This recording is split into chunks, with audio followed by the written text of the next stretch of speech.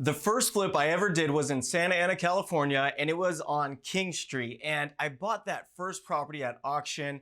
And before I tell you about the headaches that came with that flip, let me tell you what happened. So everybody knows I was a young real estate agent and I was struggling. It was after the economy tanked and the real estate market crashed and the stock market crashed and everybody was struggling. And I just had this wild idea to start flipping houses because I saw other older investors doing it.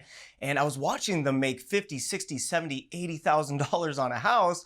And I was out there hitting the streets, going door to door, trying to sell houses to make 7,000. So I just knew there was a better way to spend my time. So I put together a business plan, and it wasn't a fancy business plan. I took a piece of paper, I took a pen, I wrote some notes, and I pitched my plan to everybody I knew. I pitched it to my family members. I pitched it to my friends. I pitched it to coworkers. I'm telling you guys, I pitched it to everybody, man. I was driving through Del Taco drive-thrus like, hey, do you guys have any interest in flipping houses? I mean, I was trying to find money to flip houses everywhere.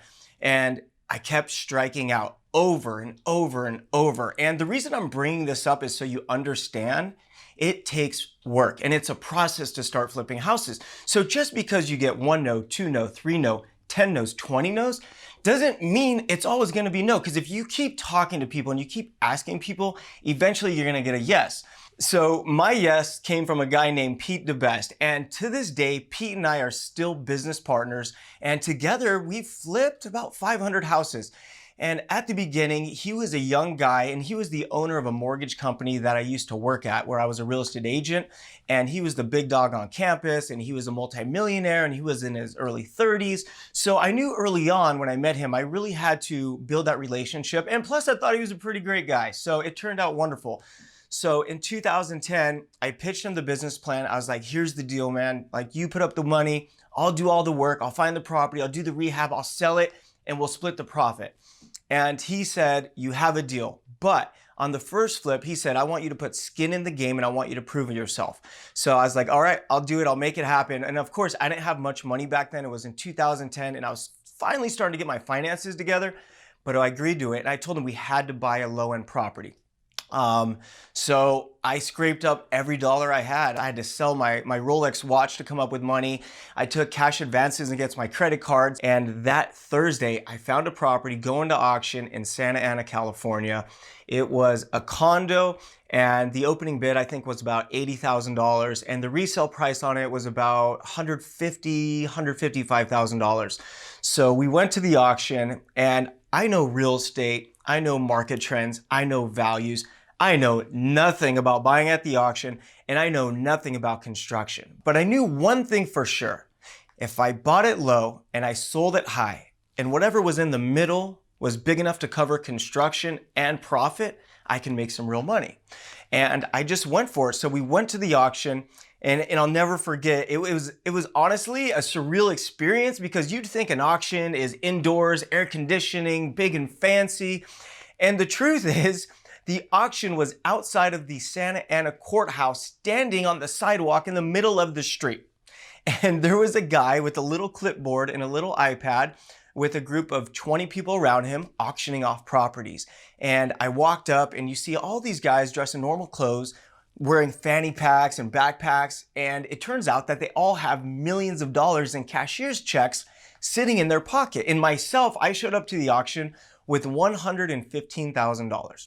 And the reason I showed up to the auction with $115,000 was because based on what I was willing to pay for the house and based on what I thought it would sell it for, the most I can pay for that house was $115,000. And I didn't want to get excited and have extra money on me and get caught up in a bidding war and end up spending $130,000. So everybody's bidding, it's going up and I'm in the action and like my heart is pounding, my blood pressure is raised, my heart rate is racing. And I'm like 111,000, he's like 112,000, I'm like 113,000, he's like 114,000. And I was like, man, I lost this house. All I have is 115,000. So I was like 115,000. And then it got quiet. And I talk about defining moments a lot. And that was a moment that changed my life. So I didn't think I was gonna get the house. And then I got the house. And then I didn't want the house once I got the house because I was terrified. And every single one of you during your process of learning how to flip houses, like, listen, you're gonna be terrified. Like, to this day, I'm still terrified sometimes, and that's okay. And that's what makes it such a fun and exciting business. So I drive over to this condo. I don't have a house key and I don't have a gate remote. So I had to jump the fence to get in. And I tried to see if the windows were open. They weren't open and all the blinds were closed. So I had no idea if anyone even lived there. But I was so excited. It was my first deal. I called the locksmith. He came out and I needed him to change the locks. And he wanted to see proof of ownership, and I showed him the paper, and I'll never forget, he's like, well, does anyone live there? Because if someone's lived there, technically I can't change the locks. And I told him, no, nobody lives there. I bought it at the auction. You know, maybe someone lived there, but I got really lucky. Nobody lived there. So he picked the lock, swung that door open, and I'll never forget how it felt walking into that first dinky, crappy, disgusting flip. It was the most exciting thing I could possibly think of. Like, I walked into a property I had just bought at the auction with cash to fix up and sell myself. This is a dream, and once you get your first flip, you'll know exactly what I'm talking about. The second you walk through that door, your life is gonna change forever, just like it changed for me. So on that first project, I had zero construction experience, but I'm the hardest working guy and I believe that anything is possible. So I played the project manager. And what happened was everything went wrong, and it's okay for things to go wrong as long as you're always making progress. So I'm gonna tell you what happened. The first thing that went wrong was I got in a fight with the painter right as they were painting all the baseboards for the house. And I was like, you know what, screw you. I can do this myself. All I need is a paintbrush, some paint, and that's it. That's as much as I knew about painting. So I went to a Home Depot and I bought these big tarps and I laid them all over the brand new flooring that just went in. And I spent the whole day just painting these baseboards. And I'll tell you what, guys, you gotta remember, I was new to flipping, zero construction experience. So back then it was really rewarding painting those baseboards, right? Because I felt like I was doing something good, something positive, something right. What happened was the paint leaked off the baseboards and it went onto the tarp. And what I didn't realize was the paint seeped through the tarp onto my new flooring. So I ended up painting all of the brand new flooring. So then I had to rip the baseboards off the cloth and they were all glued to it. So I broke half of them. And then I had to get on my hands and knees and scrub paint off the brand new flooring. Right after that happened, I electrocuted myself. And you're probably wondering, like, how does someone electrocute themselves? Well, let me tell you, and never do this. I had just bought a new vanity light for the bathroom and I wanted to see what the light would look like. So I took the nice metal vanity light and I put it up where the vanity light goes. Well, I didn't know something called live wires, right? I didn't realize that those wires sticking out of the wall where the old light used to be were still live. So I took my metal light and I put it where the wires were, and I swear I'll never forget. It was like flash, flash, flash, and it like electrocuted me a little bit, and it scared the crap out of me. And then the last thing I did wrong is probably the funniest of the three. So there was a shower, it was a fiberglass shower, and it was a pretty beat up shower, but I was studying online and it turns out that you can acid wash the shower and kind of bring it back to life, and then you can reglaze it and it'll look brand new and save me like $1,200 to $1,500. So I went to the store and I bought the kit, right? And you know, on the kit, there's like skulls and crossbones and warning, you know, because you're dealing with acid. So I was like, okay, for once, Tarek, take this seriously because it's a serious situation. You're dealing with real chemicals and real acid. So I followed the instructions.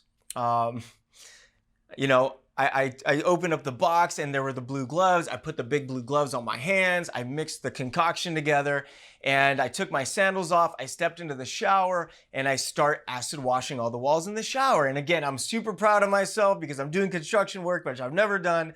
And the next thing I realize is my feet are feeling a little bit warm. A few seconds pass and then I realize my feet are on fire. You see, nowhere on the box did it say anything about wearing shoes. And I wore sandals a lot back then. I'm not sure if you've seen my show Flip or Flop. I always wore sandals.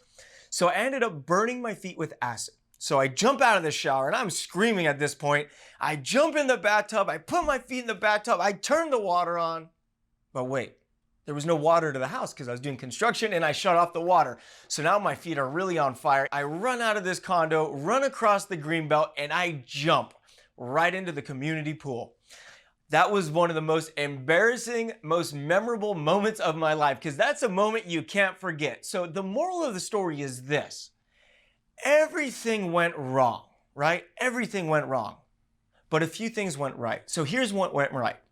I got the project done, start to finish, listed, closed escrow within 60 days. I made mistakes, but I moved lightning fast. I worked 18-hour days, so I got it done quick. And the other thing that went right was the price. I sold that condo for $169,000. Me and my business partner walked away with a net profit of $34,000 in 60 days. Back then, guys, $34,000 was like $340,000. So here's the moral of the story. I knew nothing about construction. I knew nothing about house flipping. I had everybody tell me I was crazy. I had everybody tell me I was too young. I had everybody tell me it was impossible. But I pulled it off. I pulled it off because I believed in myself and I believed I could. You guys, anything is possible. If one person can do something, another person can do something. It's not rocket science. It's not brain surgery. You're buying a house, you're fixing a house, and you're selling a house. So you just got to remember the basics, and who cares if everybody says you're crazy? Who cares if everybody says it's a bad idea? The truth is this works, and I wouldn't be sitting here today if it didn't.